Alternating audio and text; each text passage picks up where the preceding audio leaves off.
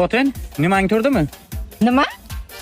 Ha, nimang borki, shu turdimi deyapman. Nima tushuntirib gapiring, nimani ma'lamasdan? Bu yerda yotibdi-ku nimang. Ana shu turdimi deyapman, ana. O'g'limmi? Ha, ana shu turdimi deyapman. Siz hayli uyda yotibdi. Bo'ldi, bor, chaqirib chiq. Hamshanga borish kerak. Assalomu alaykum, keling, yaxshimisiz? Nimangiz yaxshimi? Tushunmadim. Nima meni ishing o sani? Menga qarang, eringiz yaxshimi deb so'rayaptilar, ibi. Shuni to'rasa bo'ladi-ku. Kim? Nima kelanding, Ismat? Shu o'g'lim nimanga ko'rib qolibdi. Bir kayf kelgan. Bir bersang shu nimang o'ynasa. Ana. Nima kayf ketdi? Ha? Ayt. Ana, tarvuz topdingiz. Ha, shu ana shu futbol o'ynamoqchi bachalar bilan. Shunday demaysanmi? Hay, olaversin, o'ynasin. Men to'g'ri gapirsang bo'ladi shuni, Ismat.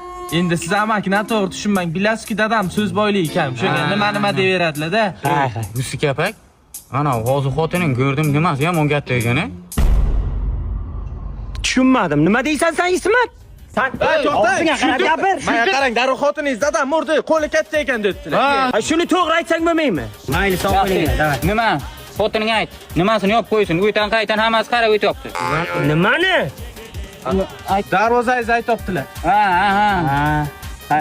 Sog' bo'linglar. Shu Ismatni bir kun bittasi tilini qo'parib oladi-da.